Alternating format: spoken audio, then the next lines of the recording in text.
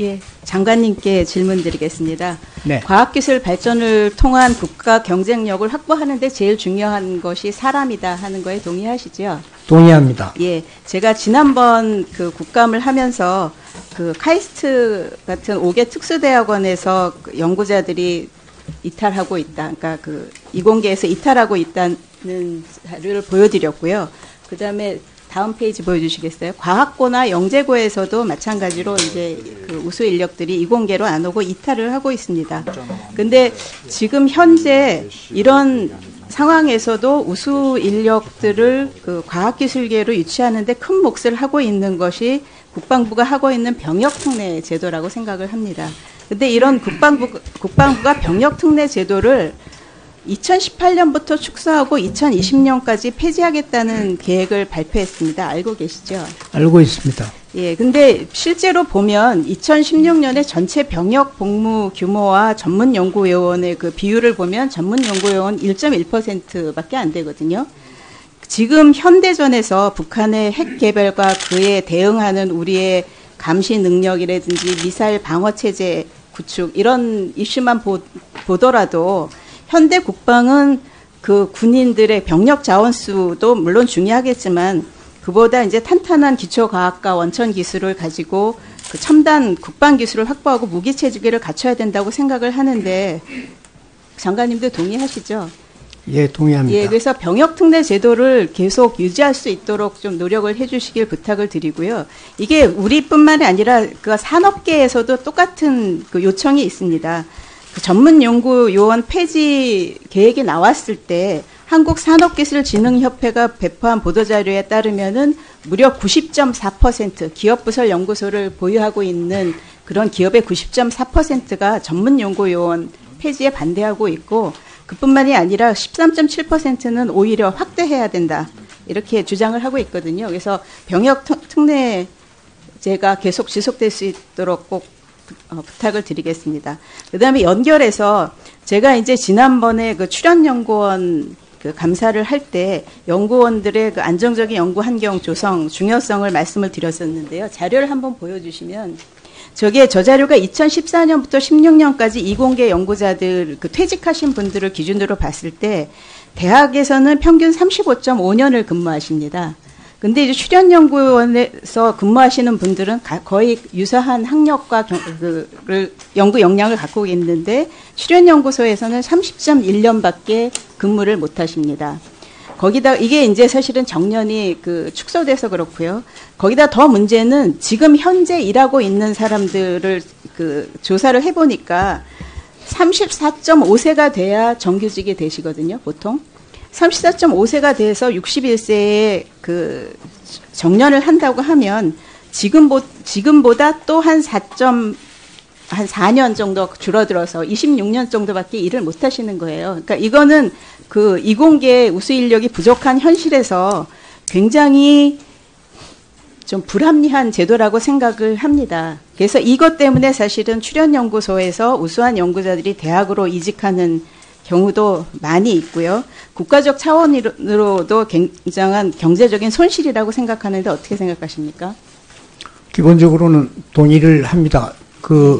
앞서 질문하신 그 군 문제는 이제 원칙적으로 이제 병력 자원이 점점 줄어들기 때문에 그러나 이 R&D 쪽은 또 특수한 경우고 또 대한민국의 미래가 달려있는 문제이기 때문에 국방부가 지금 긴밀히 그 부분 협의를 하고 있습니다.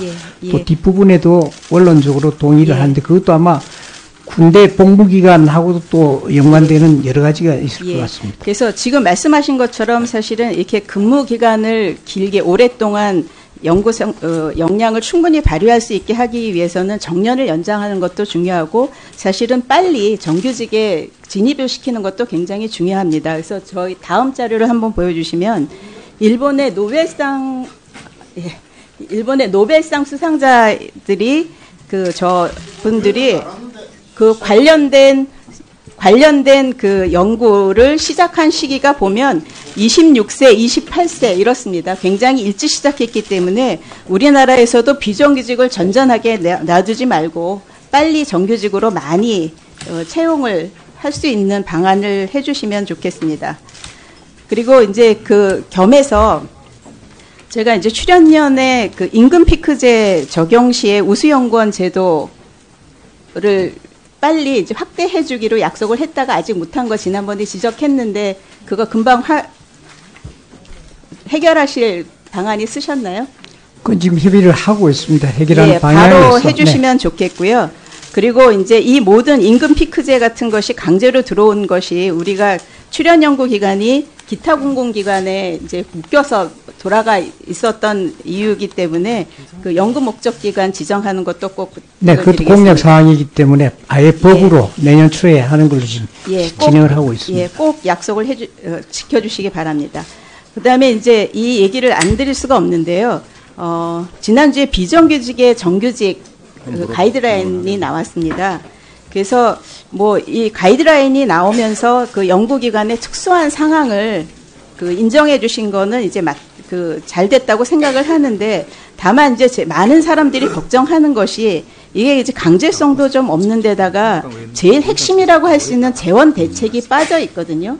그래서 어떻게 보면 이게 그 정부에서 풀기가 어려운 거를 그냥 기관별로 알아서 하라고 이제 넘겨놓은 거 아닌가 하는 그런 우려가 굉장히 많습니다.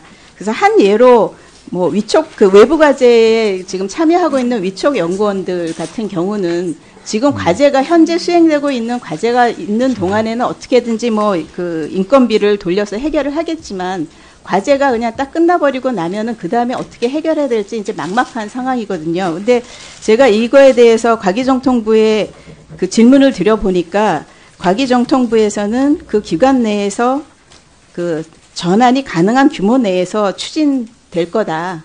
그렇게 답을 주시더라고요. 네, 1분 더 하시죠.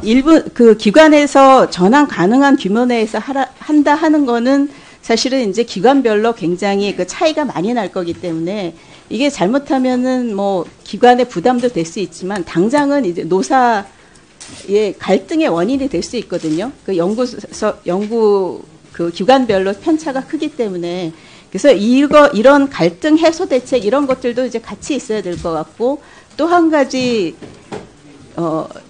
그 공개 경쟁을 그 연구적인 어떤 전문성에 한해서 공개 경쟁을 할 수 있게 해준 것이 한편으로는 좋지만 한편으로는 행정직들은 쉽게 정규직으로 전환을 시킬 수 있고 연구직들은 쉽게 전환되지 못하는 그런 그 제한 조건으로 이제 적용될 수 있기 때문에 이에 대한 좀 답을 들었으면 좋겠습니다. 지금 답변을 다 해드려도 좋겠습니까? 해주십시오.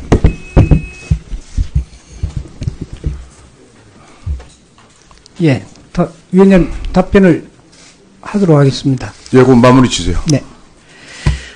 우선 그 정년 연장에 대해서 말씀하신 데 대해서는 지금 61세로 65세로 올리고 하는 것은 여기만 어떻게 하기는 좀 어려운 점이 아니겠습니까? 그래서 전체적으로 틀 속에서 다시 봐야 될 부분인 것 같고요.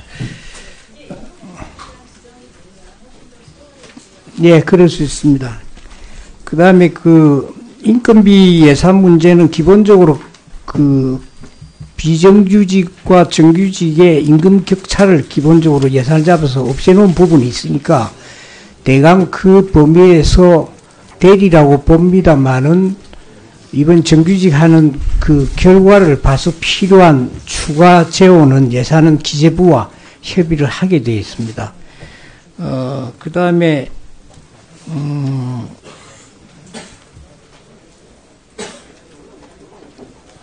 예, 대강 뭐 나중에 공개 경쟁 문제는 나중에 조금 길어질 이야기에 대해서 또 추가 질문 나올 때 말씀드리겠습니다. 좀 이따 하셔 순서.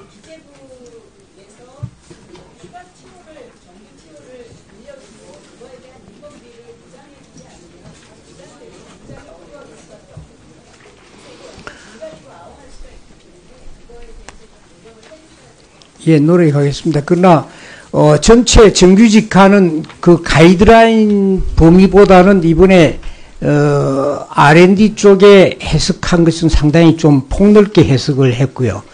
그래서 정규직 비율이 아마 생각했던 것보다는 조금 넓어질 수도 있다. 그렇게 말씀드리고 지금 의원님 말씀하신 부분은 추가 TO 등등에 대한 그런 사안이 될 때 기재부하고 아마 굉장히 열어놓고 협의를 하게 될 겁니다.